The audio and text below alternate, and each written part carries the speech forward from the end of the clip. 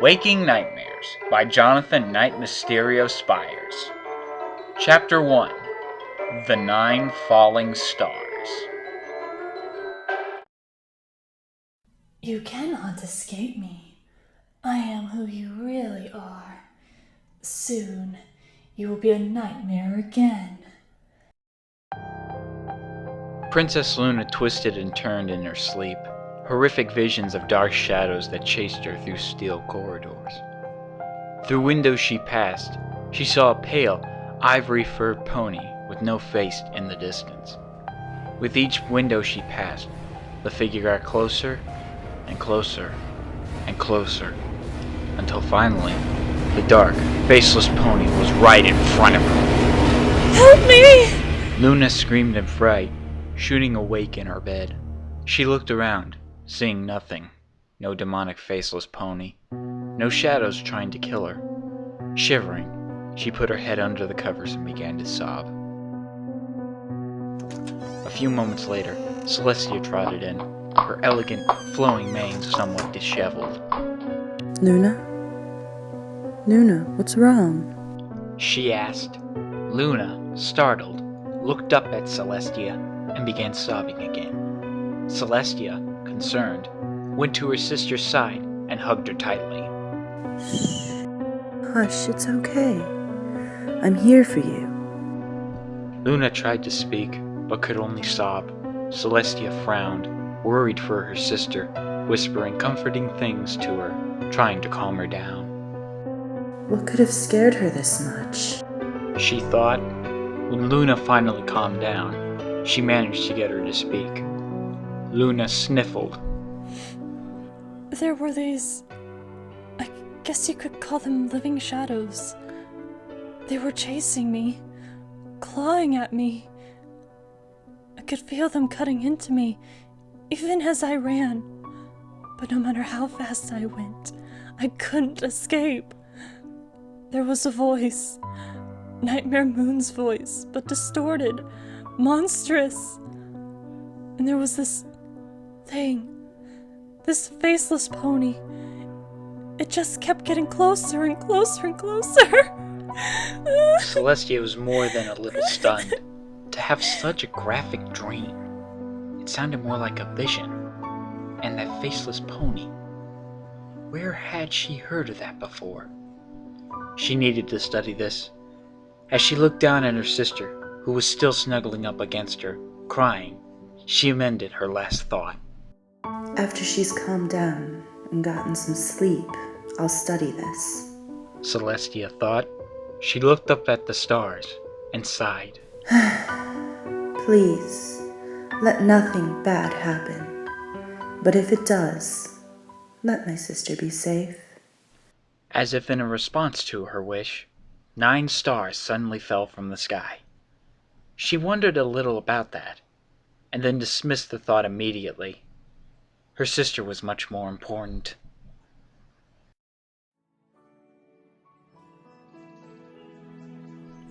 A gray-furred, cross-eyed Pegasus, enjoying her day off from work, was bouncing around a plush squeaky muffin that had been made for her. She liked it because she could play with it without feeling like she was wasting food. She would bounce the toy off her head and rump, roll it around, make it squeak while bouncing it up and down. She blinked and looked at the clock tower. Nodding, she decided to keep playing with the muffin. I still have some time before I have to pick up my daughter from school. She said. More time for old Derpy hooves to have some fun. She began playing with her muffin-shaped toy for a few minutes more, when she started hearing some voices arguing. She listened in carefully, slowly making her way to the source of the voices. As she got closer, she began to notice details.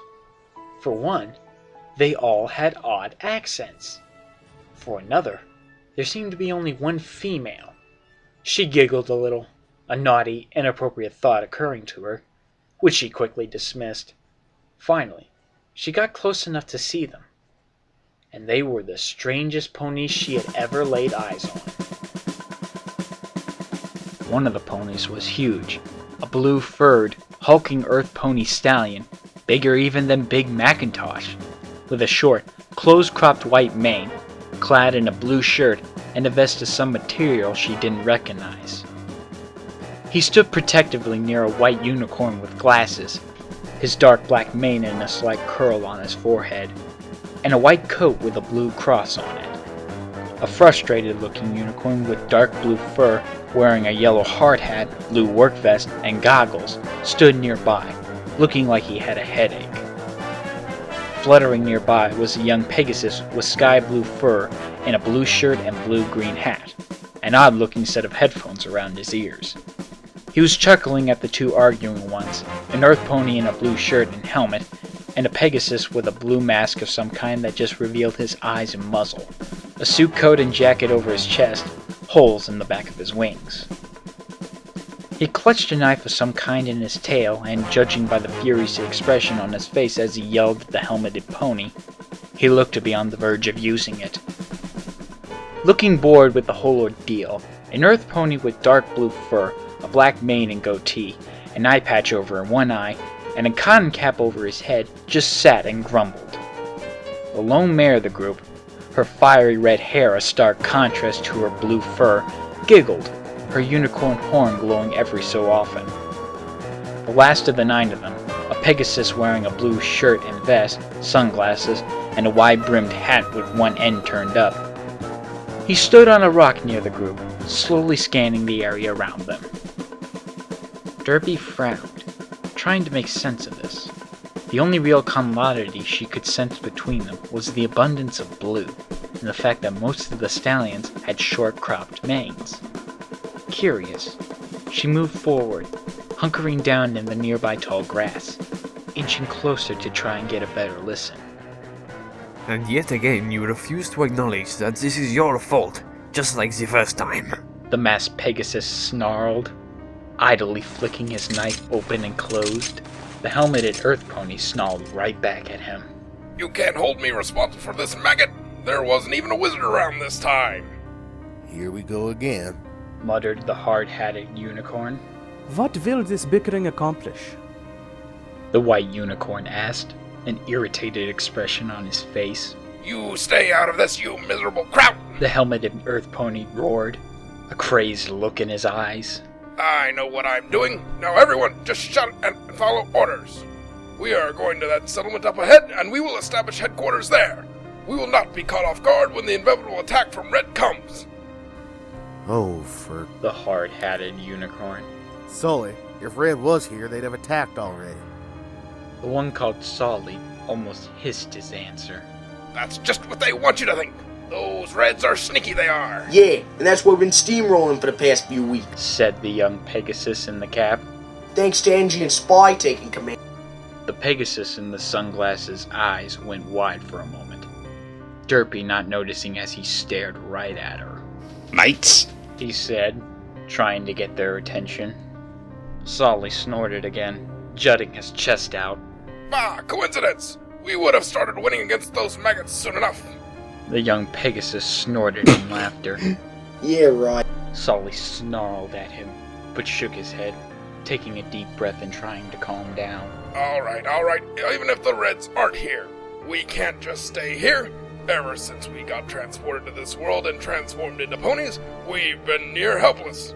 Only a handful of us have abilities resembling our old weapons, and it took us way too long to learn basic motor control. He said, adding with a mutter, I'm just glad there's bathrooms in this world. We need to have a base of some kind. We can't just bowl around in the woods the whole time. We are going to that town, and I am leading the charge! mates. The sunglass-wearing Pegasus tried again, frowning. The one-eyed earth pony sighed, standing up and putting a hoof on Solly's shoulder. Lad, you do tend to make a bad first impression. Ingen Spire the best at dealing with civilians, and since we are not even in our own world now, much less our own bodies, we need to be careful about this. Ingen Spire the best planners, you know that. Solly sputtered for a moment, trying to protest, but eventually drooped his head, nodding. You're right. I don't like it, but you're right. The Pegasus in sunglasses sighed. And that's great, mates. And now that you're done blabbering about, maybe you'll actually listen to me when I say there's someone here that's been watching us for the past few minutes. Everyone turned to where the Pegasus pointed. Derpy yelping in fright. She wanted to run, but she felt paralyzed with fear, and could only stare at the 9 odd ponies with fright. Solly looked like he wanted to charge, but the one-eyed pony held a leg up, holding him back and shaking his head. Visibly forcing it, Solly managed to calm down. The hard-hatted unicorn had to do the same with the mare, who gained a sudden manic grin on her face at the sight of Derpy and started forward. The hard-hatted unicorn had an easier time getting her to back off, though. Afterwards, the Pegasus in a suit, and the hard-hatted unicorn came up to her. Forgive our associate. The masked Pegasus said, his manner all charm and confidence. Derpy blushed despite herself and giggled as he continued saying, He is overbearing at times, but he means well and is a loyal comrade. Solly just snorted, sulking next to the one-eyed pony. The hard-hatted one nodded, sighing. Anyway, as y'all may have guessed, we ain't from around here. He said, smiling in a warm, friendly fashion that made Derpy feel much better around the 9 of them. And as y'all can probably guess, we're a little anxious to get home. We was wondering if y'all knew of any magical authority around here that might know of a way to send us back. Derpy frowned, thinking for a moment. Did she really want to expose these creatures to Princess Celestia? These two seemed nice enough, but something about the mare bothered her, especially her cutie mark, which was a violent flame. After a moment, though, she decided that Celestia could probably easily handle them, and if not her, then Twilight Sparkle and her friends could. After all, she had heard they defeated Nightmare Moon. Well, there's Equestria's ruler, Princess Celestia. The masked Pegasus blinked and smiled, pleased to have learned something. Equestria. This world's name is Equestria. How He looked around, chuckling. appropriate. Derpy blinked.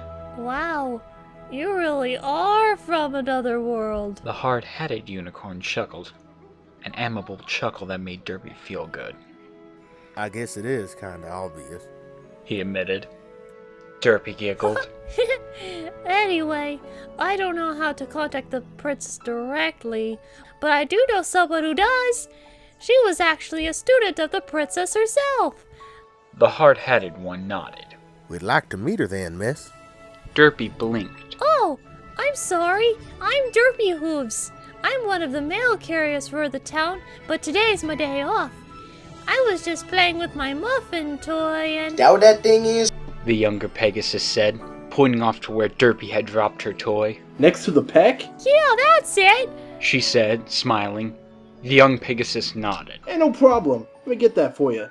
Save you going out of your way. Before Derpy could protest, the young Pegasus zipped off with surprising speed towards the toy. He picked it up and put it in the pack. He stared at the pack for a moment, before nudging his nose over it, and menacingly tossing it onto his back. Hey, not bad. He said, flying back to her. Here you go, lady. Derpy giggled. Thank you. She said, grabbing her pack off him and in a much smoother motion, tossing it over her shoulder. The masked Pegasus nodded. Wonderful. And to be polite, we shall introduce ourselves. I am Spy. He said, bowing grandly, his charming manner making Derpy blush again. Oh, I'm Scout. The young Pegasus said. Pleased to meet you. Name's Engineer, ma'am. The hard-hatted one said. The sunglass-wearing Pegasus nodded, his hat tipping slightly. I'm Sniper. Pleasure's all mine, miss. In name and profession, I am Medic. The white unicorn said, nodding slightly. I am Heavy Weapons Guy. The big stallion said, grinning amicably. You can call me Heavy, though. It's good to meet you, little silly eyes Bodie. The one-eyed pony shook his head. I'm Dimmerman, lass. Me grumpy associate here is Soldier. Soldier, still looking sullen, just snorted. Pyro. The mare said, grinning creepily, her voice a hissing rasp. Spy nodded. Together, we are a security force that works for a corporation called Builders League United, or Blue for short. Derpy nodded, smiling. She felt a little bit better about the group, as they seemed friendly enough. And security force. That must mean they were some sort of royal guard. That was good. Right? Come on, I'll show you around Ponyville. Take you to the person you need to see. We'd like that, little darling. Engineer said, smiling. Derpy took off, flying slowly towards the town, the others falling into step behind her, Sniper, Spy, and Scout taking into the air. After a few minutes of walking in a somewhat awkward silence, Medic galloped up to her. Miss Hooves, was it? I was wondering, have you talked to a doctor about your eyes? Derpy frowned. She wasn't really comfortable with the topic, but she could tell from Medic's tone that he didn't mean anything insulting by it. A couple. Treatment's too expensive, though.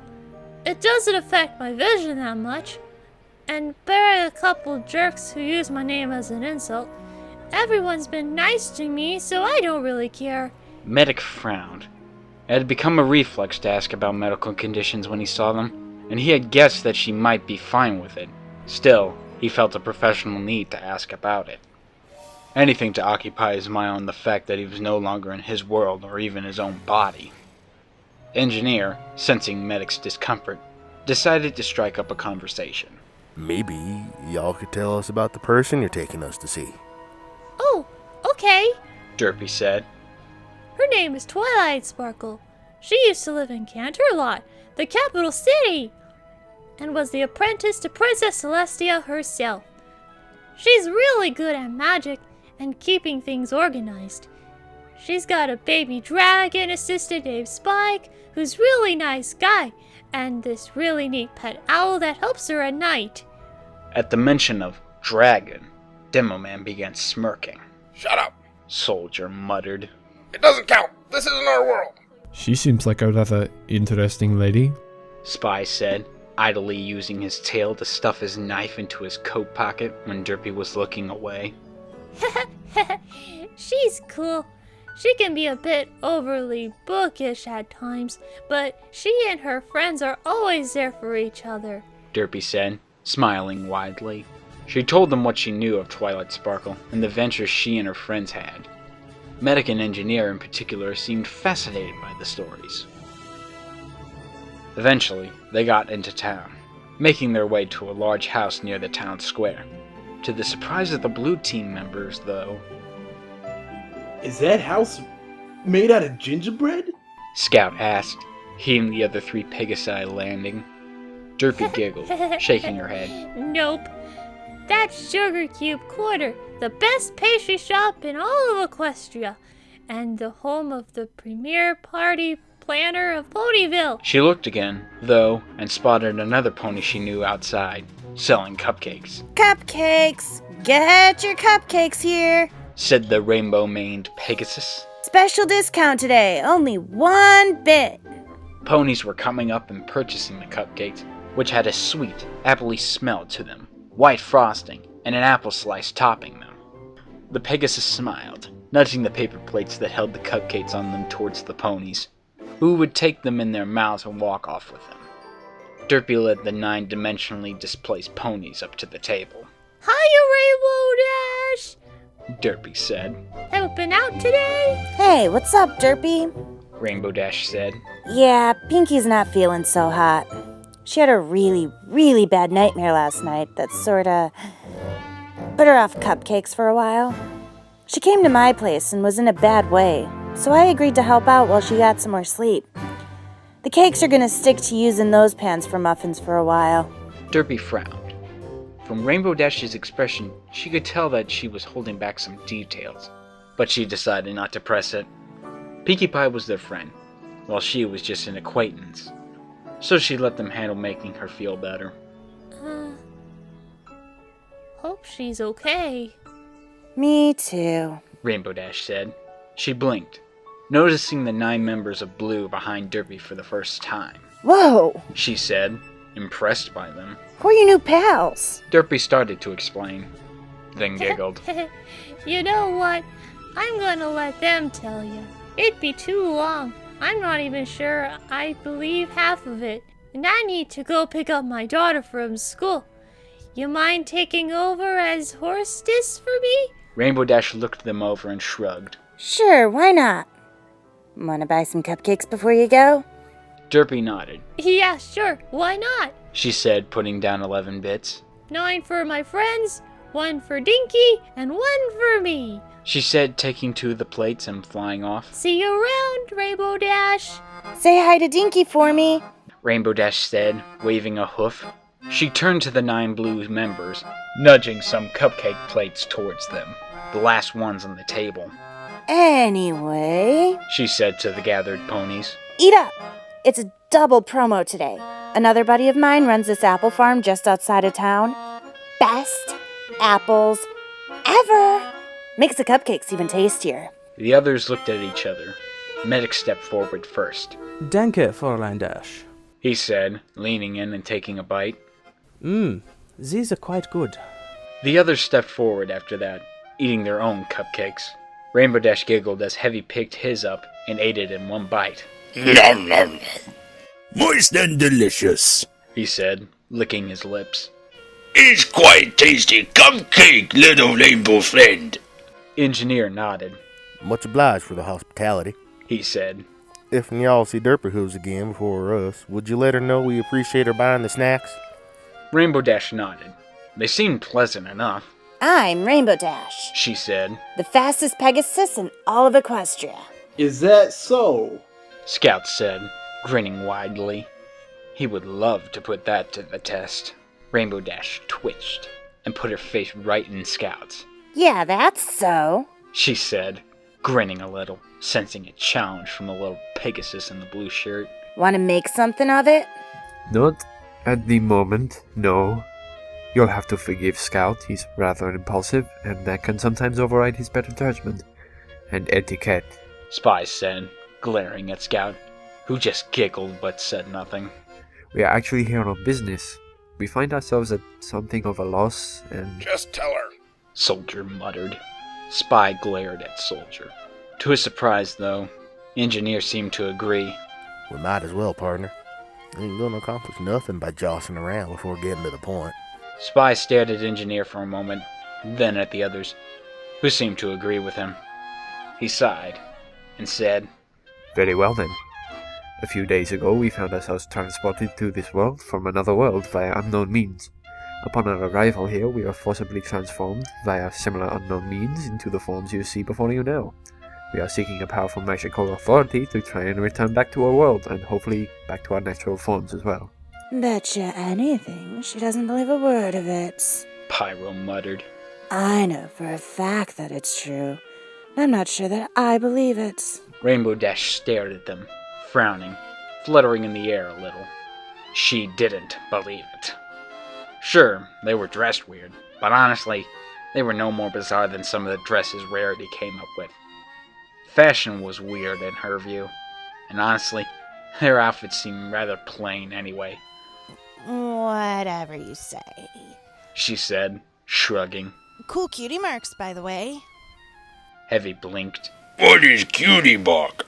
He rumbled. Rainbow Dash's eyes widened. What in... How can they not know what a cutie mark is? That's like Pony 101! Ugh, jeez, maybe they are from another world. Spy took note of Rainbow Dash's sudden silence. He frowned, but decided to roll with it.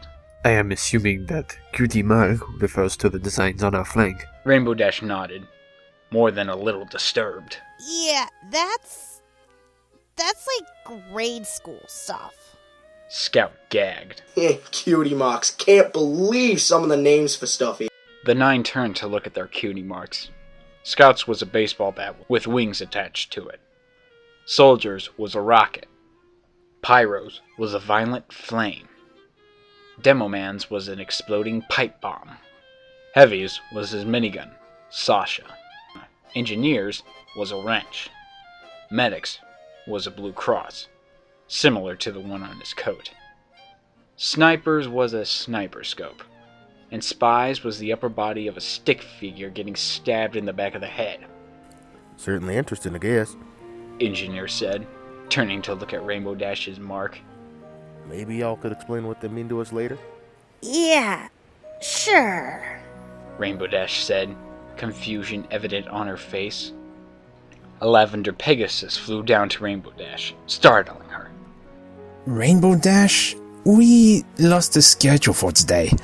When and where was that rain supposed to be? The Pegasus asked. Rainbow Dash shook her head. Too much was going on at once for her to focus. Fortunately, she knew what was supposed to happen. Put the storm over the Botanical Gardens. The one about 5 miles from Sweet Apple Acres at 5 o'clock. They've been a little dry lately ever since their irrigation system broke down. She shook her head. That's the 3rd time this month. Who's been handling the schedules? I don't know. The lavender Pegasus sighed. It's some new supervisor I've never seen before. Rainbow Dash shook her head. Look, just make sure there are at least 3 copies of the weather schedule available at all times from now on, okay? The lavender Pegasus nodded, flying off and pushing a cloud away. Blue watched in amazement, Rainbow Dash staring at them in shock. Weather management was another basic thing in this world. The 3 Pegasi at least should be familiar with it. The weather is managed here? Medic asked, his scientific curiosity piked. Rainbow Dash nodded numbly. Yeah, She said, Pegasi keep the weather going. This is too weird. She needed to talk to Twilight Sparkle, and fast. Listen, I gotta bolt for a sec. If Pinkie Pie wakes up and is looking for me, tell her I'm still fine and just went to get Twilight Sparkle. Before the others could say anything, Rainbow Dash zipped off in a streak of color, creating a burst of wind that left the hat-wearing members of the Blue holding their headgear in place. Scout whistled, impressed. Nice speed there she's got there. Won my racing out once before going out. Spy cursed himself. Man, so much for infiltration. Engineer shrugged. It may be better this way, to just get things out in the open. This looks like a peaceful place. Even if we were natives, we wouldn't exactly belong. As the others talked, Pyro was looking at the paper plates their cupcakes were on. She grinned wickedly, and placed them on the ground in a little stack. She knelt down, muttering, Let's see if I remember how to do this. She concentrated, her horn glowing, and after a moment, a burst of flame shot out, igniting the plates. She giggled happily, catching everyone's attention. Heavy yelped and stomped at the flames, giving Pyro a disapproving look. Little Pyro must not set fires in public places. It's bad for businesses. He rumbled. Darling, we're trying to make a good impression here so we can try and get an audience with the magical authority and get home. Engineer said, sidling up to her. Poor little fire, Pyro said, as she stared at the ashes of the plates, sniffling a little.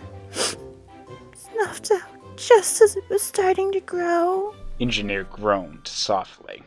Just wait until we're not in a public place, please. And around so much potential collateral damage. Pyro blinked, as if noticing Engineer for the first time. It took her another moment to register his question, and she nodded, smiling a dementedly cheerful smile. Only because you asked, she said. Very strange girlfriend you have there, Trokey. Demoman chuckled. Engineer sighed again. After Heavy cleaned up the burnt plates, a bright pink earth pony came out, with poofy hair that drooped a little, becoming straight at the ends. She looked at them curiously, yawning. From the abundance of pink, they immediately guessed her to be the Pinkie Pie mentioned earlier in the conversation between Derpy Hooves and Rainbow Dash. Engineer smiled, nodding to her. I'm sorry there, ma'am. Did we wake you? Pinkie Pie shook her head. No! She said, and began looking around, her expression frantic. Was Rainbow Dash just here? Spy, in full charming mode, came up to her. Indeed she was, my dear, he said, smiling his most dazzling smile. She went to fetch your other associates, and promised to return shortly. Pinkie Pie gave him a desperate, frightened look, one that startled him. Was she all there? Was any part of her missing? What sort of bad dream did she have?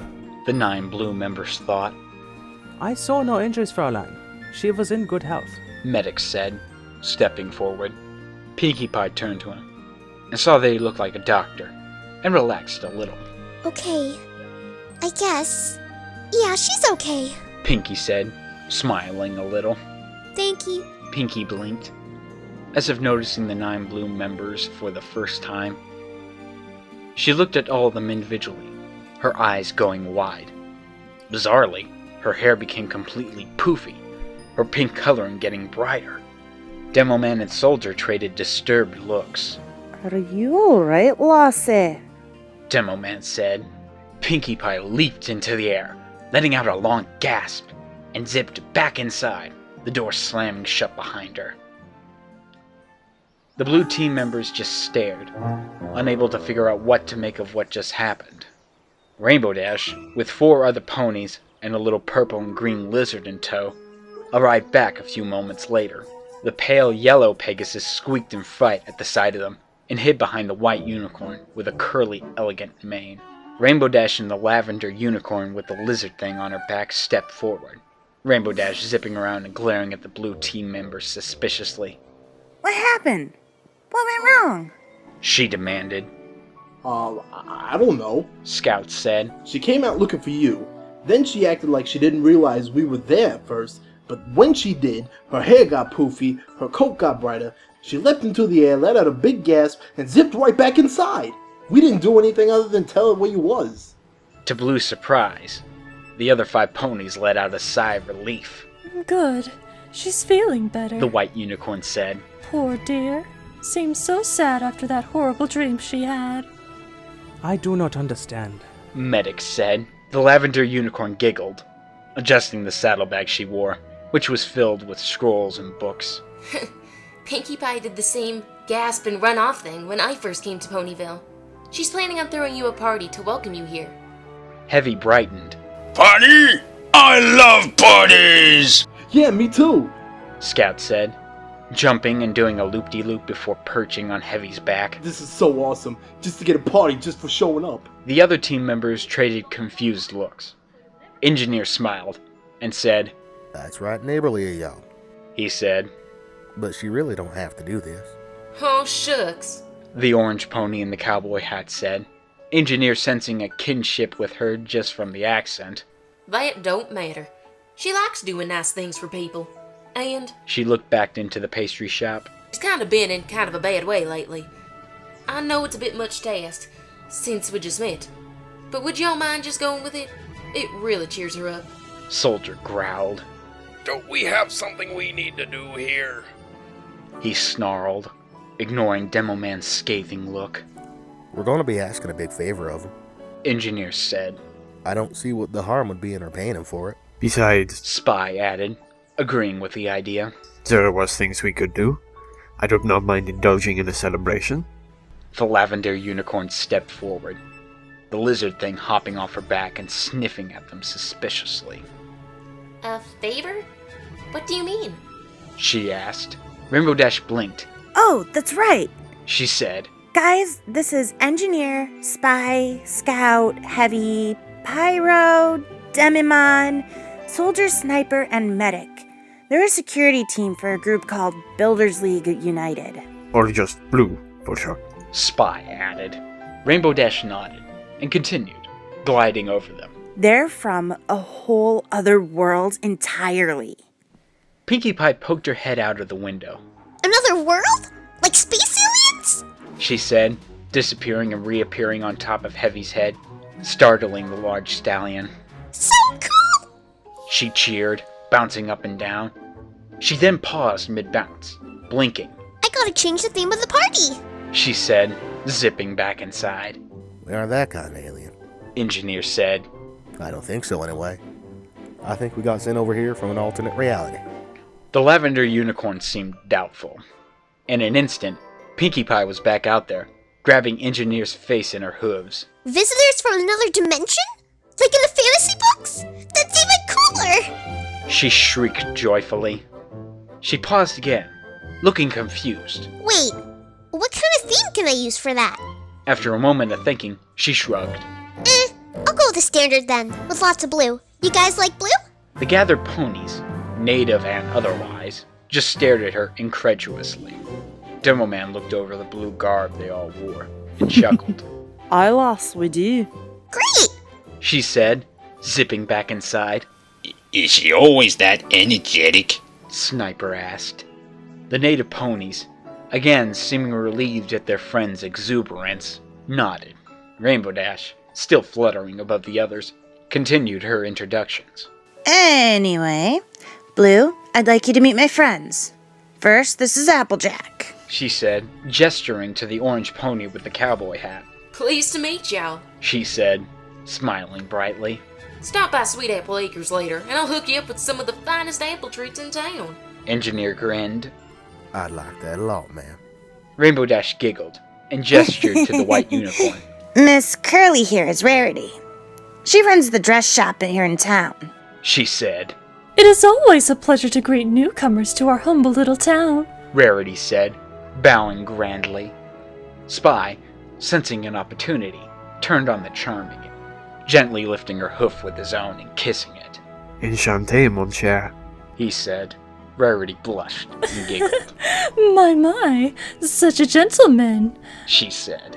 Scout pulled his cap over his face, burying his head in his hooves to try and stifle his laughter. Rainbow Dash rolled her eyes at the two, landing near the pale yellow Pegasus, nudging her forward a little. This here is my best bud from school, Fluttershy. Fluttershy grinned nervously. Hello. It's very nice to meet you. Heavy leaned down a little to greet her, Fluttershy yelping nervously and hiding behind Rarity again. Little shy pony, do not be afraid. Blue is friend to all. He boomed, smiling brightly. She was still nervous, but the sincere smile on Heavy's face made her relax enough to smile back. Rainbow Dash landed near the lavender unicorn and her lizard associate. And this, the rainbow-maned Pegasus said, is Twilight Sparkle and her dragon partner, Spike. Demo Man blinked and grinned at Spike. He had really been wanting to see a dragon up close. It's a pleasure to meet you both, lassie and lad, he said. Likewise, I'm sure, Twilight said. What was it you wanted to ask? Well, Engineer said. We want to go home, Sniper interjected bluntly. We have nothing against any of you, but this isn't our world and these aren't our bodies. We'll stay for the party, but after that we really want to go home and to our families. Those of us that have them, at any rate. Engineer sighed and nodded in agreement. If y'all could help us with that, or know someone who could, we'd be grateful. We don't want to be in any trouble. Twilight frowned. I'm powerful, but I'm just an apprentice, she said, thinking for a moment. But Princess Celestia might be able to help. Spy smiled. If you would be so kind as to write to her? Twilight thought for a moment and nodded. Spike, if you would. Spike frowned at them. You sure, Twilight? They got a weird smell in them all, like ash and something else I can't tell what. Twilight sighed. No. But I guess it's best to help them find their way home, right? Spike frowned and shook his head, reaching into the saddlebag Twilight wore, pulling out a blank scroll and a quill. He nodded to Twilight, who began dictating. Dear Princess Celestia, I hope this letter finds you and your sister in good health, and that she's feeling better after that terrible nightmare you mentioned in your last letter to me. We are all doing well here, but I have a very important request to make. Recently, my friends and I encountered 9 strange new ponies that claim not only to be from another world entirely, but that the pony bodies they now have aren't their original ones.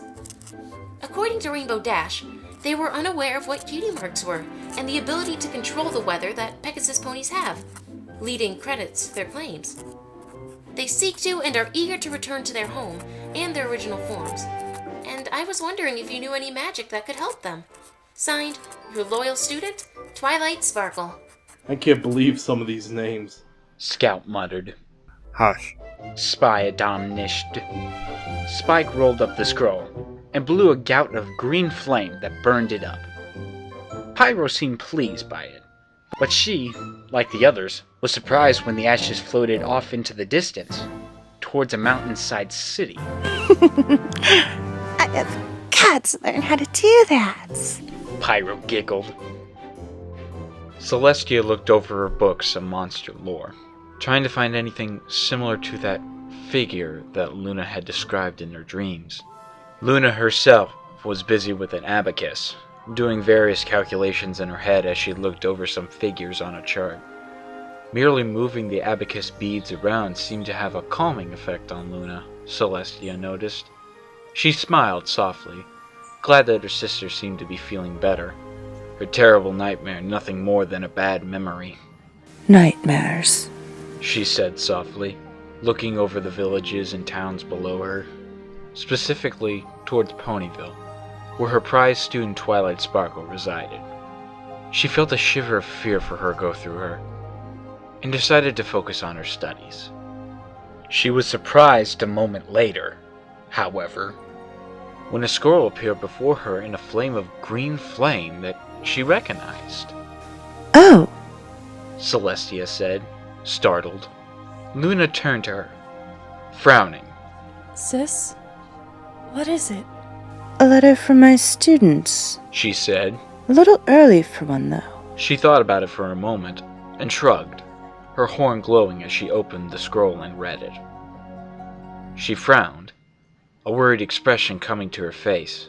Luna stood up, concerned. Sister, what is it? The 9 stars that fell from the sky, Celestia said, her voice one of wonderment. She turned to Luna, a thought occurring to her. Luna, get ready. We're going to Ponyville. Luna blinked. Why? Something major has happened, Celestia said. I need us both to be there, just in case it's too powerful for me to handle alone. Luna frowned nervously. Are you sure? Celestia sighed, smiling indulgently. It wasn't using your magic that made you become Nightmare Moon, Luna. I still don't know what outside force it was that corrupted you, but I intend to find out. Now come. Luna smiled, feeling a little better due to her sister's confidence. She closed her book and joined her sister as she wrote a return letter to Twilight. Back in Ponyville, Spike belched, literally coughing up the letter. Twilight caught it with her telekinesis and opened it. She's coming here with Luna for some reason, Twilight read. An audience with royalty? Spy said, smiling. Oh, this will be fun. Why princess? Engineer asked. If she's in charge, wouldn't that make her a queen? Twilight shook her head. Technically, yes. But she told me she refuses to do so out of reverence for her mother, who, alongside her and Luna's father, gave their lives to save them. I don't really understand it myself, but she tells me she feels unworthy of the title of queen. Spy nodded, memorizing the information for later possible use, as was his habit. But wait, I will be leaving soon. Why would I? Unless she can't. Spy's eyes widened as he gasped. He shook his head, dismissing the thought. He had to hold on to the hope that Celestia could send them home. At Twilight's suggestion, the 9 members of Blue and the 6 ponies, Pinkie had to be convinced to temporarily abandon her party plans, gathered at Twilight Sparkle's library home. About an hour later, the royal carriage arrived, being drawn by armored Pegasus ponies. The Blue members were a little surprised to see apparently full sentient ponies drawing the carriages. Medic, Spy, and Engineer made a mental note to ask about it later. Twilight and her friends bowed as Luna and Celestia disembarked, thanking the 2 guard ponies, the Blue team bowing as well. Princess Celestia, Twilight said. It's good to see you again. As it is good to see you, Twilight Sparkle, and all of your wonderful friends, Celestia said, radiating such benevolence that Spy, ever the ladies' man no matter what his form, found himself blushing. Sniper noticed, and would have teased him about it, but he was a professional, and would wait until their business was concluded. Twilight turned to Luna and bowed as well. And Princess Luna, it's good to see you again. She said, grinning weakly. Under better circumstances, of course. Luna blushed, flinching. Celestia speaks highly of you, Twilight Sparkle. And I wish to apologize to the 6 of you. And though you all of Equestria, looking and exactly seeing how much people appreciate my beautiful knights has made me realize that many of my earlier decisions were drastically poor. Well, sure! Pinkie Pie chirped, meaning every word she said. After a too hot day, a nice cool night is just the ticket. Luna smiled gratefully. Celestia nodded. And I'm assuming these gentle ponies and lady behind you are the visitors you mentioned? Twilight Sparkle nodded. This is Scout, Soldier, Pyro, Demo Man, Heavy, Engineer, Medic, Sniper, and Spy. Derpy Hooves apparently found them about a mile away from Ponyville. It is an honor to be in the presence of such beauty, my ladies, Spy said, practically oozing his trademark charm. Celestia and Luna smiled at the 9 of them, but it wasn't an easy one. After a moment, Celestia asked, Do you know how you got here? Afraid not, Your Majesty. Engineer said, shaking his head. About 4 days ago, we was minding our own business, and suddenly we got pulled into the sky. Next thing we know, we're crashing down from high up, and when we wake up, we're in bodies that ain't our own. The 9 falling stars, Celestia said, mainly to herself. Pardon, ma'am? Engineer said. Celestia shook her head. I may have witnessed your arrival in this world without knowing. She hesitated for a moment and asked, Your names, they sound like job titles rather than actual names. What is it you do? Uh-oh. Spy thought. Do they suspect? Deciding to try the cover story, he said, In our homeworld, we are a private security team hired by a company called Builders League United, Blue for short. We mainly protect blue-held buildings from infiltration and demolition by our rival company, Reliable Excavations and Demolitions, or simply RED. Our employer is somewhat eccentric and asked us not to use our real names to refer to each other. Something about preventing information on our families from reaching our rivals so as to prevent bribes. Do not lie to me, Luna said. The other ponies, save for Celestia, who had the same suspicions, seemed surprised. The blue members just cringed, trading worried looks, realizing they had been caught. Princess Luna, Spy tried. I assure that... My power is based in darkness, Luna said. It grants me the ability to see through all shrouds, including shrouds on the truth. I can accept that you may have been pulled here against your will, but I will not accept being lied to. A brief memory flashed through Luna's thoughts. Drink, drink, and you will at last be strong. I will not allow any harm to come to this world because of a lie. Ever again. Luna said softly, but with conviction. Celestia smiled warmly at the declaration before turning her gaze on the gathered blue team members. Spy frowned and began idly playing with his knife, his expression going icy. Soldier growled angrily. Pyro's eyes twitched, a manic giggle escaping her throat. Heavy's eyes narrowed, and Medic sighed warily, as if expecting this. Scout began shifting nervously on his hooves, as if restraining himself from taking off, as Sniper just returned Celestia's cold gaze. Engineer grumbled inwardly and began doing calculations in his head, trying to figure a way out of this, trying to ignore the worried looks Twilight Sparkle and her friends were giving them. Demoman, however, didn't get up from where he was sitting, a tired expression on his face. He told Spy, Just tell her everything, lad. There's no point trying to come up with a cute story. Spy frowned at him. If I must. Demoman nodded. No reason to lie when someone already suspects the truth. Applejack blinked and rubbed her neck against a low-hanging branch. Rarity gave her a confused look. Applejack shrugged. Nick itched for a moment, the orange pony said. Spy sighed, his expression turning cold. Very well. The 9 of us are mercenaries and assassins. Each one of us a killer, even the doctor, he said, the other ponies gasping. Spy nodded.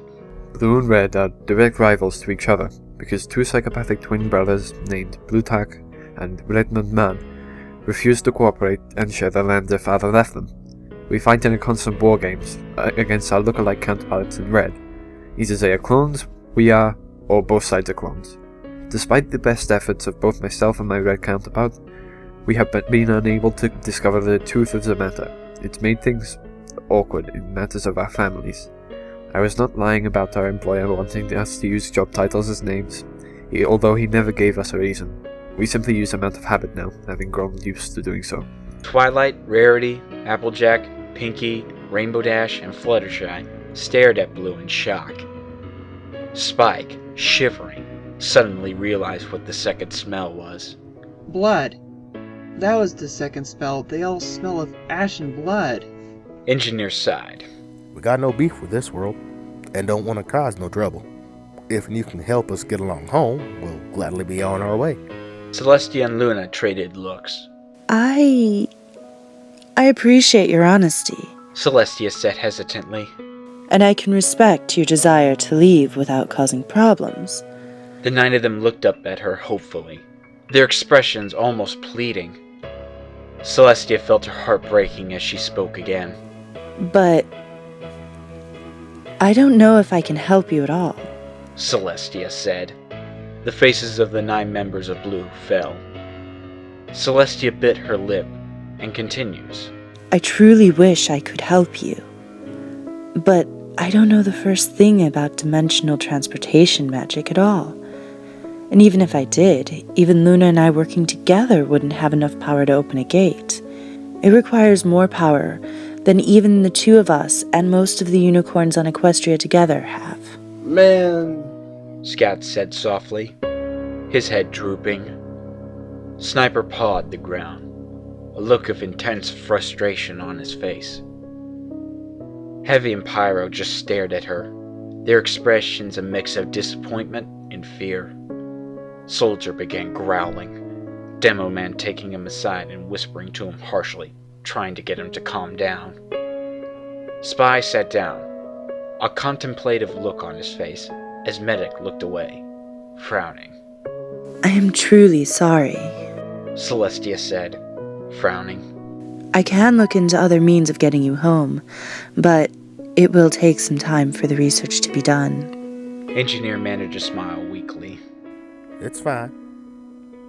Pinkie Pie suddenly began shivering, bouncing up and down.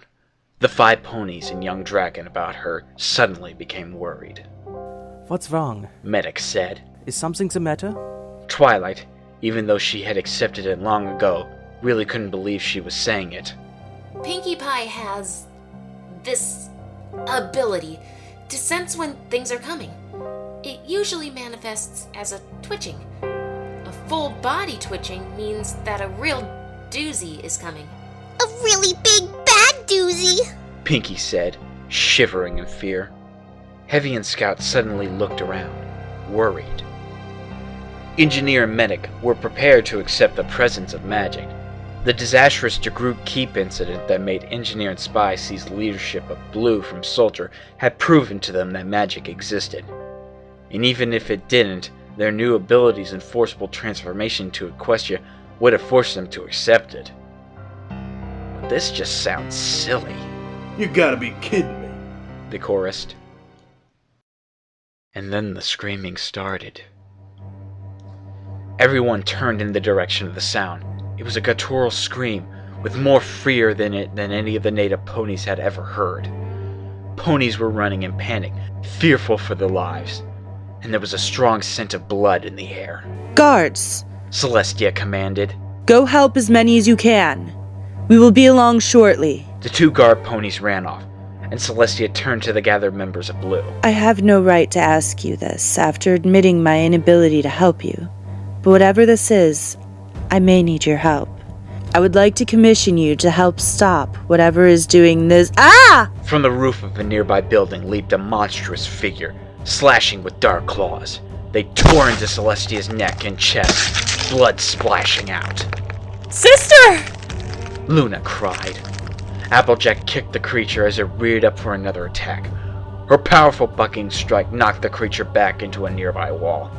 Luna, furious, turned her magic on the creature, freezing it in place and coating it in a layer of ice. Celestia gagged, staggered, coughing up blood. Twilight was at her side trying to hold her up, trying to remember her healing spell. Before she or Luna could react, Medic was at Celestia's side. A beam of blue energy emitted from his horn, blue crosses similar to his cutie mark bubbling from it. As the others watched, Celestia's wounds healed up rapidly.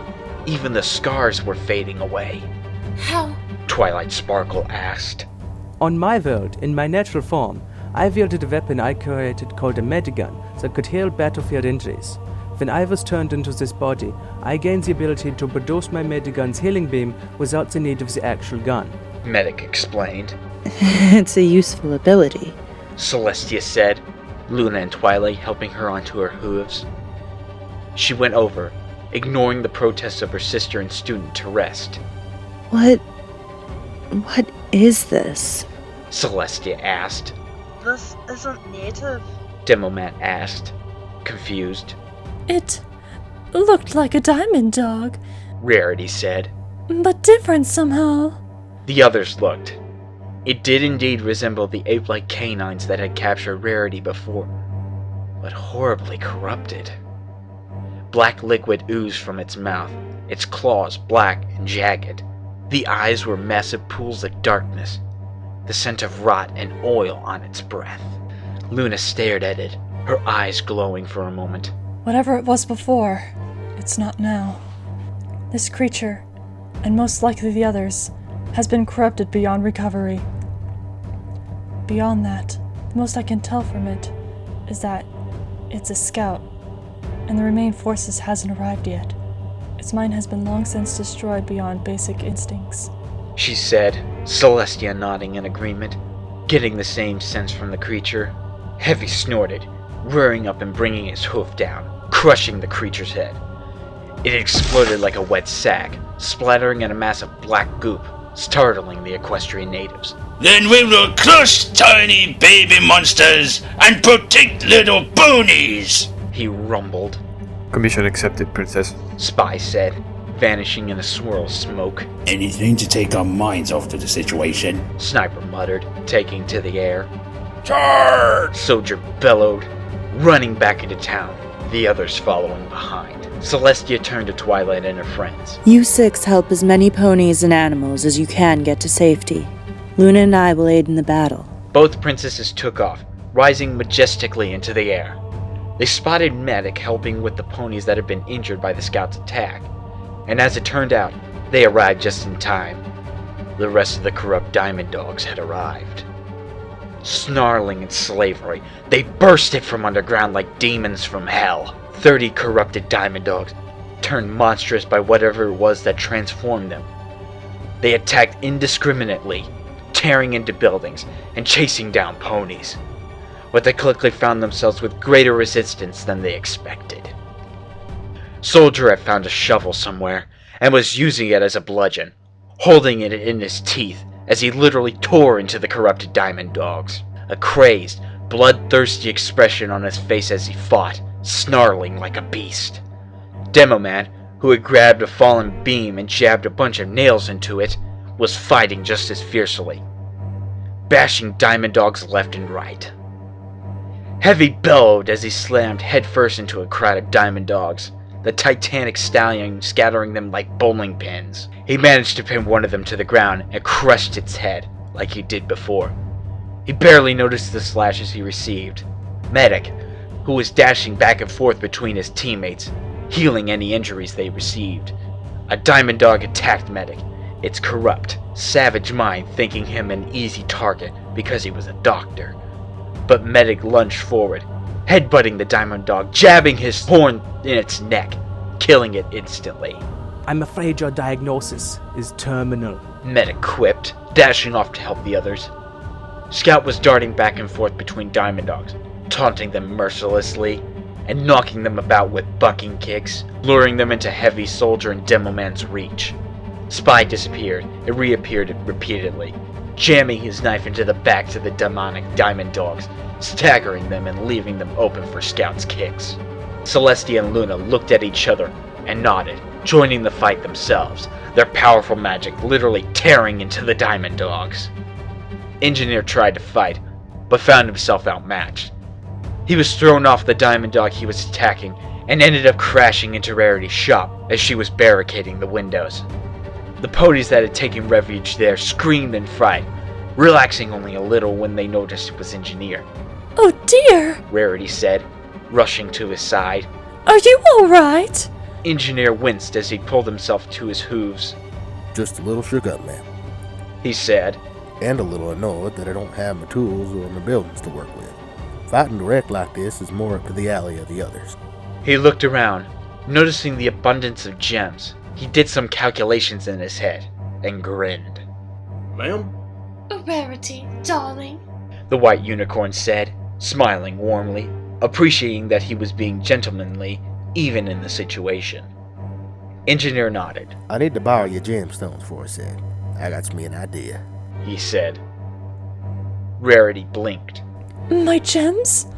She asked, confused. She looked out, hearing the screams and the roars of corrupted Diamond Dogs.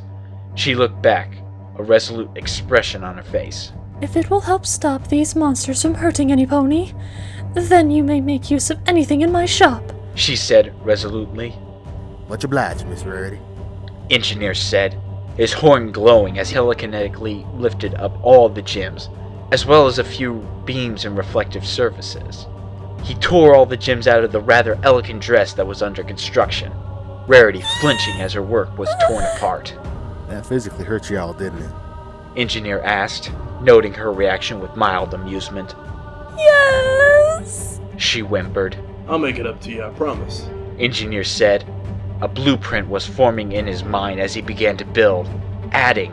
But first, let me get this done. The work went quickly, Rarity returning to boarding up windows as Engineer built his device.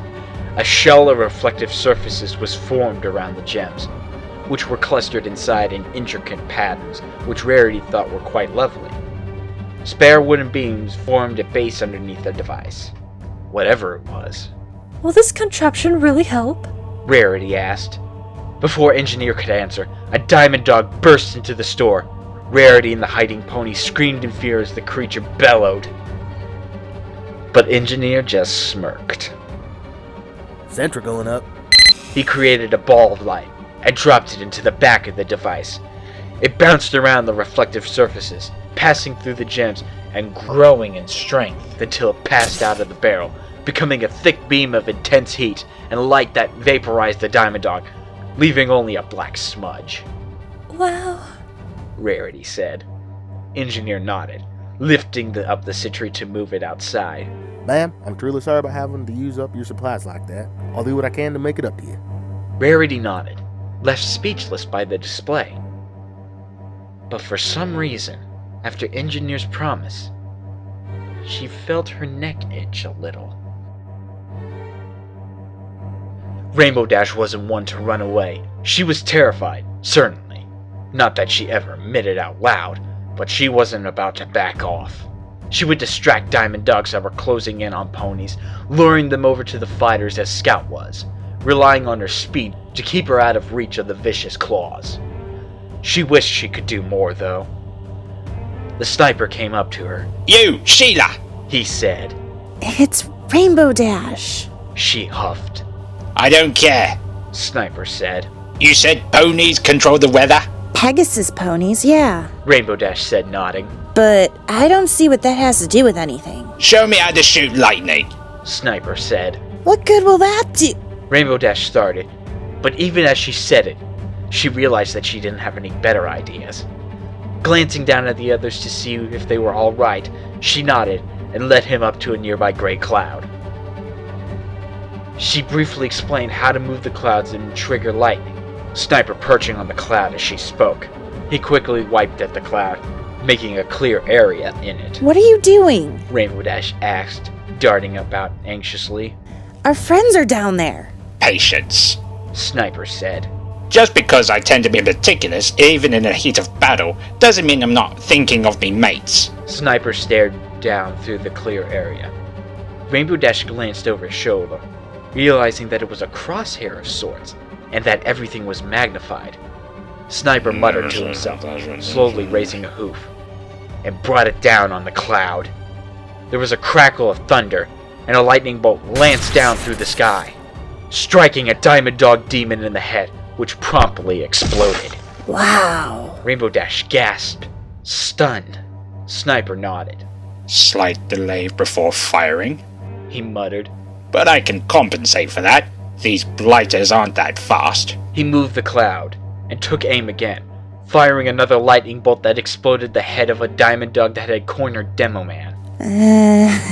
That is really disturbing and really cool at the same time, Rainbow Dash said, chuckling nervously. Sniper just smirked. All part and parcel to the job, Sheila. No one hurts me, mate, while I've still got 2 good eyes. Rainbow Dash giggled, appreciating the sentiment. Although for some odd reason, her neck itched a little for a moment. Fluttershy was trying desperately to herd some of the animals away, whimpering to herself as Blue, the princesses, and the Diamond Dogs fought overhead. She led them through a carriage parking area beneath the mayor's office, trying to keep them safe from the battles and get them out to the forest. But as she made her way through, gently herding the rabbits, squirrels, and mice through, whispering calming things to them, and just barely keeping the fear out of her own voice, a pair of Diamond Dogs came in, drooling and roaring. Fluttershy shrieked, paralyzed by fear, as the corrupted canines came in, roaring savagely, only to be knocked over like bowling pins as Heavy charged in, bellowing. One was knocked into a nearby coach, knocked senselessly as Heavy tackled the other one, charging forward and slamming it into a wall, the creature's spine audibly breaking. He snorted and turned his attention to the other one as it picked itself up. It roared at Heavy, who just bellowed back in its face. The Diamond Dog hesitated for a moment and then turned towards Fluttershy. Sensing easier prey, it lunged towards her, roaring. Fluttershy squeaked, covering her head with her hooves.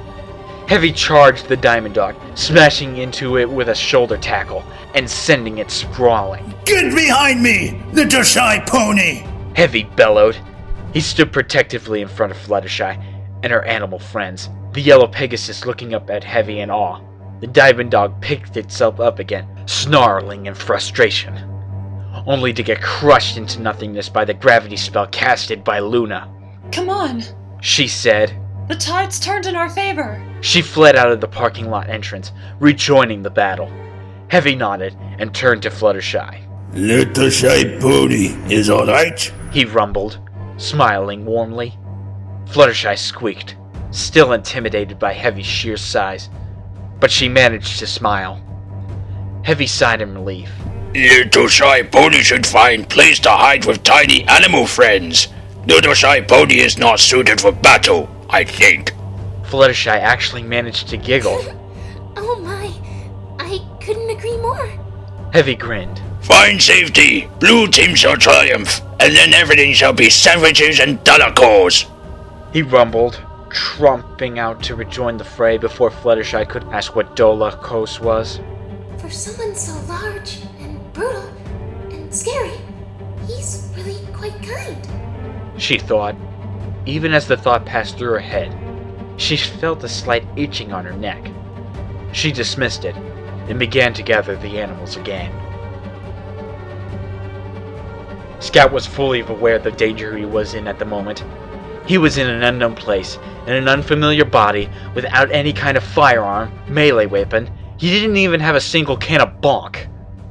But he was still enjoying himself, managing to keep his view on the bright side of things. For one thing, he was flying. So cool. It had taken him forever to master double jumping, and now he was flying through the air. Plus, if those lightning bolts that Sniper was shooting were any indication, he could command the weather. He hated the fact that he was stuck here, but he could see the bright sides of this place. Plus, this battle was great stress relief. Bonk! Scout crowed as he dive-bombed a Diamond Dog's head. The beast staggered, only to be caught by Pyro. Scout, upon hearing the only female member of their team start laughing, decided to leave before Pyro started having her fun. He liked being able to sleep without nightmares. He flew over the battlefield, looking for more diamond dogs to harass, spotting a furious Celestia, reminding everyone why she was one of the rulers of this world by immolating a diamond dog into ash with a solar blast. Scout shook his head and laughed, looking around again. He spotted a diamond dog chasing after the hyperactive pink pony from earlier. Pinkie Pie, he thought her name was. Dive bombing the diamond dog, he slammed into it at full speed, using its head as a surfboard. He went up to Pinkie Pie, who was catching her breath from running so hard. Hey, you okay there, Pinkie? Scout asked. Yeah. Pinkie managed between breaths.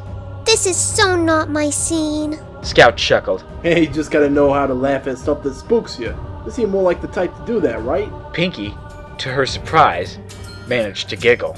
Usually, yeah. But this is a little more extreme than I'm used to. A lightning bolt shot by sniper lands by, splattering the head of a diamond dog in a cloud of black goop. Pinkie winced. Plus, the way you guys fight is really spooky. The monsters aren't helping anything either. Scout snickered. Monsters? These things? Yeah, the black goopy stuff is creepy. Plus what Princess Celestia is doing about them is kinda unsettling. But geez, look at these things. They look like the love children of gorillas and poodles. Pinkie Pie couldn't help it. The image she got in her head of a gorilla and a poodle out on a romantic date was just too silly. She cracked up laughing. Scout grinned. That's the spirit. Laugh in the face of what spooks you, and with a little effort, everything will turn out A-okay. Pinkie Pie watched him go with a smile on her face, feeling a bit better. Although for some reason, she had this weird itch on her neck. Get away! A scream reached the battlefield, one that only Soldier and Demoman heard. It was a familiar one. Isn't that the Pegasus that brought us here? Demoman asked. She said she was going to get her daughter from school. Soldier said softly. For a brief moment, an old memory bubbled to the surface. The memory of an island home and a madman, crazed from battle, lust, and honor, crashing a plane into a house, killing all inside save for one, who came back from an errand to find everything he knew torn from him. Stay here. Soldier snarled. I'll go take care of it. Sully! Demoman called out, but before he could follow, he was ambushed by a diamond dog and had to fight. Soldier galloped off in the direction of the screaming, his shovel clenched tightly in his teeth. He found Derpy hooves, claw marks on her face, standing in front of a small unicorn foal. Derpy was visibly terrified, but refused to move from in front of her daughter. You stay back! Derpy cried. I'm warning you! Her daughter, Dinky, cowered behind her, whimpering in fear, praying her mother would be able to stop this thing. The diamond dog, drooling black liquid, roared savagely, raising its claw to strike. As it came down, Soldier jumped in front of the blow, the claws digging deep into his side. Soldier screamed, white-hot agony ripping through him, dropping his shovel. Derpy gasped in fear, reflexively moving her wing to shield Dinky from the side of the wound. The diamond dog laughed, seemingly pleased with this, and yanked the claws out, Soldier gushing blood from his wounds. To both the diamond dog and Derpy Hooves' surprise, Soldier staggered to his hooves, a snarl on his face. You call that mauling someone, maggot? He bellowed. I've had deeper paper cuts. He picked up his shovel and tackled the diamond dog, brutally beating it to death. Derpy flinched and kept her wing covering Dinky's face, not wanting her to see this. Once the diamond dog was dead, Soldier staggered to his hooves again, covered in black goop and his own blood. You alright? He asked, staggering a bit. Derpy nodded, and Soldier grunted. Good. Now I gotta get back to the battle, he said, trying to stagger back into the fight, his side bleeding badly. Derpy quickly convinced Dinky to go inside the nearby building and wait for her, going to Soldier's side and holding him up as he started to fall. You're hurt badly! She pleaded. You have to wait until the medical ponies get to you! At the very least, let me... I'm fine. Soldier muttered, his vision swimming. Just gotta... Medic dashed over to the two of them, having heard Soldier's trademark bellowing. Dumkopf! You can't go off on your own like that. We don't have the advantage of the respawns this time. He began casting his healing beam on Soldier, the wounds closing up quickly, the blood flow stopping. Civilian in danger, Soldier said, starting to stand straighter as his wounds healed. Wow. Derpy said softly, watching Medic's magic at work and noticing for the first time just how strong Soldier looked. Medic blinked as if noticing Derpy for the first time. Once Soldier was healed, he casted his healing beam on her, the claw slashes on her face closing up quickly. He turned back to Soldier and said, Come on, we're winning, but these last ones seem to be the strongest. We need everyone there. Soldier nodded, picking up his shovel. You gonna be okay? He asked. Derpy found herself blushing as she looked at Soldier and nodded. Yeah, I think so. Soldier nodded. Go be with your daughter. I got some monsters to stomp. He and Medic ran back to the battlefield. The last 3 Diamond Dogs had been herded into the center of town. Sniper's lightning strikes and Engineer's magic sentry keeping them from fleeing. Luna, Celestia, Demoman, and Heavy were engaging them, but these last ones were much larger than their brothers, and a bit more clever, deflecting attacks and attacking the princesses before they could cast a spell. Soldier did what came naturally to him and dove into the fight, only to get swatted aside easily. Dumkopf, Medic muttered, turning to look for Twilight Sparkle. He found her fending off a small Diamond Dog that, judging by the burns, had just barely managed to escape Pyro.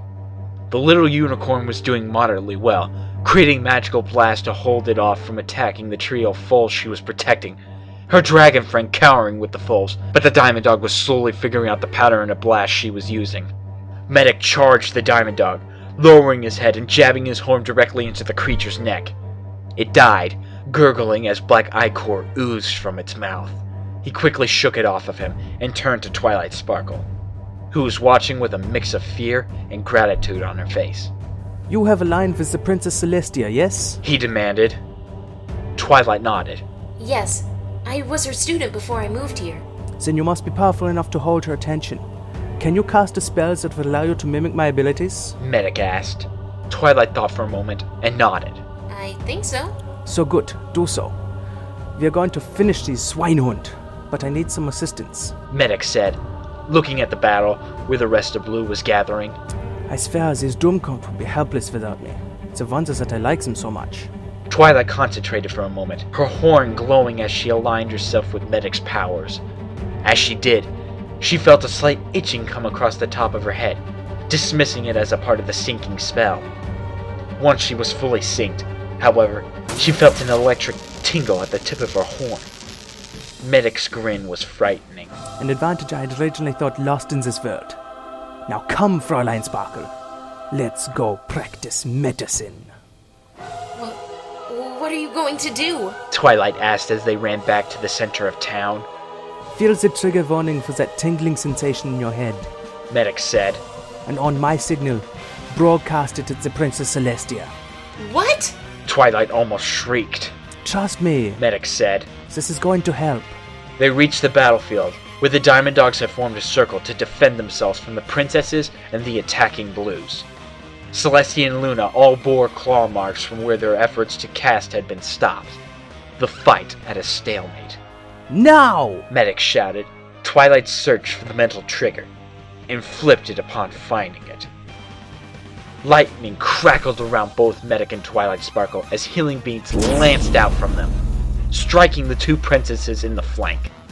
Power surged through all 4, blue metallic shells forming around them all, their eyes glowing bright red. The 2 princesses gasped, their hearts beating faster and faster as the sensation of raw power being literally poured into them. For Celestia, the sensation was glorious. For Luna, it reminded her far too much of the first time she became Nightmare Moon. The gathered Blue members began to laugh, realizing that Medic still had the ability to Ubercharge. The Diamond Dogs traded worried looks and tried to attack, but their claws just bounced off the 2 armored princesses. Celestia and Luna traded excited looks, suddenly realizing what had just happened. Their horns glowing, they telekinetically lifted the Diamond Dog demons into the air encasing them in a bubble of magic.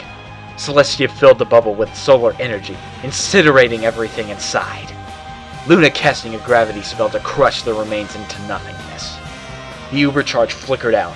Twilight, Medic, and the princess is collapsing. Medic nodded to himself.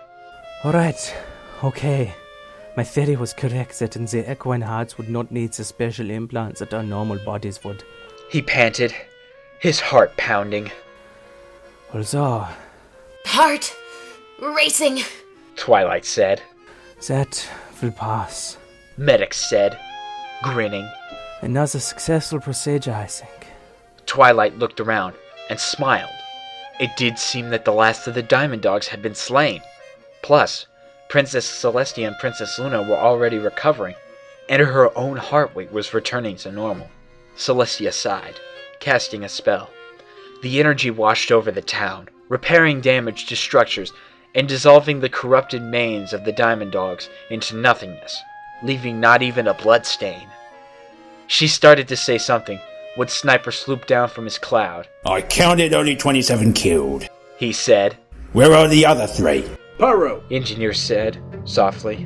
Where's Pyro? The princesses in blue looked around frantically, whirling in the direction of the sound of a Diamond Dog demon screaming in fear.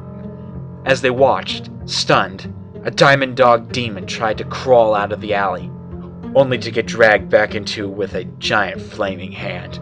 Whimpering, a crazed giggle came from the alley.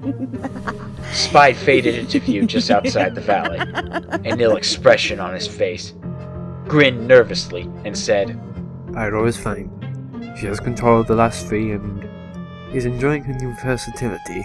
He gulped, looking like he was trying to avoid throwing up. Scav flew over to see, curious, and immediately regretted it.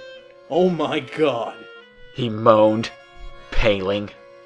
Soldier cringed when he saw what Pyro was doing. Oh, jeez. That ain't right. Even for her, that ain't right. Engineer went to look, and visibly paled at the horror within. Pyro, darling, you're scaring the locals. Pyro poked her head out of the alley, blinking. I am? She looked over at the other gathered ponies, who were looking at her with varying expressions of fear. She giggled. Oopsies. Let me finish up real quick, she said, ducking back into the alley. There was a huge flash of fire, and Pyro happily trotted out, as if nothing odd had happened. Engineer whimpered inwardly. Darling, do me a big favor. Don't use your fire on anything or anyone until I give you the okay, please. He asked. Pyro blinked. Aw, why? Engineer gave her a pleading look. Pyro huffed and sighed. Well, okay. She said, kissing him. But only because you asked me to. Medic, forcing himself not to think about what Pyro did, turned to look at the gathered crowd of ponies. If the injured would come to me, please, I will heal your wounds. Ponies that had been injured in the battle slowly, nervously began to file over to Medic, who used his healing beam on them all. After a moment, 2 nurse ponies began helping him, their fear of Medic being replaced by a need to help the wounded. Celestia and Luna went up to the gathered members of Blue. They bowed to them. Celestia saying, You saved a lot of lives today. While your methods were disturbing, I cannot deny the results. If you hadn't been here, ponies would have died in this attack. Engineer nodded. Just doing what we can, Your Majesty. Luna shook her head. You underplay your efforts. We are strong, but not fighters. And Medic, you saved my sister's life. Thank you so much. Medic just nodded, smiling a little, concentrating on healing the injured. Celestia continued. While it is to my great regret that we cannot help you get home immediately, I promise that research will be done into dimensional magic to create a gateway for you to return home to your world. In the meantime... You would like us to stay here and protect the town in case more of those corrupted things show up? Spy said, getting the idea. And aid the scientist ponies. We send to research what happened. Luna said. Whatever it was that corrupted the Diamond Dogs, it's familiar to me. I have to know what it is for certain. The blue team members hesitated, uncertain of what to do. After a brief bout of discussion, Demoman said, It's not like we have any better options, lads. No one else spoke. No one else knew what to say. After a moment, Engineer stepped forward and said, Much obliged, your worship. But we kinda need a place to stay. I will have the Royal Carpenters come and build a home for you as soon as they're available, Celestia promised. Engineer hesitated for a moment and asked, Y'all mind if I help with the work? I tend not to trust a building that I didn't have a hand in building or modifying. Celestia nodded. Of course. In the meantime, She said, turning to the crowd. Would any pony be willing to give them lodging until their home is built? To Celestia and Luna's surprise, and Blue's lack of surprise, there was a long moment of hesitation. The gathered ponies all looked at them fearfully. The Blue Warriors were unlike any pony they had ever met. Brutal, savage, even revealing in battle. They were grateful to them for saving their lives, to be sure. But some were wondering if the corrupt Diamond Dog showing up, and Blue showing up, wasn't just a coincidence. Then, everyone got a big surprise. Derpy Hooves came forward and said, I can take Soldier in. Soldier blinked. Why me specifically? Derpy Hooves blushed. Well, you saved my daughter and nearly got killed in the process. I feel like I owe you. Soldier frowned, fidgeting uncomfortably for a moment. Well, thank you, I suppose. Derpy's outburst seemed to break an invisible barrier of fear that had been set out. Applejack stepped up and said, I suppose I can take a couple of y'all in at Sweet Apple Acres. If any y'all don't mind living on the farm, that is. Rarity stepped forward as well. My store has an attic that I'm not really using. With a little sprucing up, I suppose I can take in one pony. Pinkie Pie, a rare serious expression on her face, thought for a moment and said, Well, if you don't mind working in a pastry shop, the cakes have an extra room they'd be willing to rent out to a new employee. Rainbow Dash, frowning, stepped forward and said, My place is pretty big. I can take in a couple of the Pegasi. Fluttershy, still more than a little frightened by Blue, said, Yes, I can take someone in. I have a few extra rooms I was using to store food in. Twilight Sparkle was the last to speak up. I have a spare room I can arrange for someone. I was just using it for storage anyway. Celestia nodded. Then that is settled at least. Once again, I thank you, and hope that you can enjoy your stay here, however long it may last. She said, before realizing that last bit may have not been the best thing for their morale. Celestia and Luna bid farewell and left, leaving the ponies and Blue to discuss housing arrangements. After some discussion, it was agreed that Demoman would live and work with Pinkie Pie, Scout and Sniper would live with Rainbow Dash, Heavy and Engineer would live with Applejack, Spy would live with Rarity, Medic would live with Twilight Sparkle and Spike, and nobody really could tell how this happened, but Pyro ended up being booked to live at Fluttershy's house. Twilight Sparkle had Spike hastily write a fireproofing spell. Here. She said, telekinetically handing the spell to Fluttershy. This should protect your whole house. Just in case. Fluttershy looked over at Pyro, who was staring at a butterfly fiddling by her nose, her expression clearly stating that she longed to set it on fire. Fluttershy squeaked in fright. Engineer cringed. Better give her a couple more of those spells, Twilight. Just in case she forgets to hold back like I told her to. Twilight nodded in agreement, writing out a couple more spells. After saying their goodbyes, Luna and Celestia went back to the coach, the guards remounting. As they traveled back to Canterlot, Celestia asked, What did you mean when you said it felt familiar? Luna sighed. What do you know about my transformation to Nightmare Moon? I know a powerful evil force took over my sister's mind and body, turning her into something she wasn't. Celestia said, nuzzling her. Luna whickered softly and sighed again. You're half right. She said after a moment. A powerful force did corrupt me, but I made the choice to let it into my body. The guards were well trained enough to not show it, but Celestia could tell they were disturbed by this revelation. What do you mean? Luna shivered at the memory. Voices started speaking to me. In my first moment of doubt, they whispered lies to me. Lies about you, lies about the people of Equestria, and I began to believe them. One night. Luna sat in the middle of her room. Books lay about, torn to shreds. Mirrors were shattered, ink and food were splattered on the walls, and the furniture was in ruins. Luna's mane and tail were unkept. A frantic, desperate look on her face. It's true. It's all true. Celestia is against me. She's making the people hate my beautiful knights. She stared down at the goblet before her. A roiling, sickening, indigo liquid inside of it. Drink, drink, and you will at last be strong, whispered a voice. Luna swallowed hard, telekinetically lifting the cup to her lips and drinking everything inside.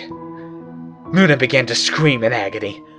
Guttural screams of pain squeezed bloodily from her throat, her body convulsing and contorting as she grew physically older, her fur darkening, her mane turning into a starscape. Luna shivered as Celestia stared at her in shock. Everything is a blur after that. The last clear memory I have is of my last moment as Nightmare Moon, before Twilight Sparkle and her friends purified me of the evil. I just wish I could remember the name it gave me. Celestia nuzzled her sister. We'll find out what it is, sister. I promise you. I won't let anything hurt you again. As they arrived back in Canterlot, Celestia noticed something out of the corner of her eye. Standing on a far rooftop was a tall figure. A slender pony with ivory white fur. And no face. Like in Luna's dream, Celestia thought, gasping. Luna looked up at her sister. Tia, what is it? She asked, concerned at the frightened look on her face. On the roof, Celestia said, gesturing with a hoof. Luna turned, looking exactly where Celestia was looking, and saw nothing. Tia, there's nothing there. What? Celestia said, looking from Luna to the slender pony on the rooftop. But he's right there. Luna tried to see what her sister was seeing, but couldn't. Tia, I'm sorry. Celestia was confused.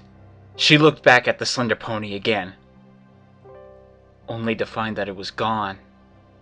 She glanced about the roof, trying to spot it, only to find nothing. Maybe I imagined it. Celestia thought. It was a long battle, and I did nearly get killed. Plus, there was that invincibility spell Twilight cast on me. It's probably nothing.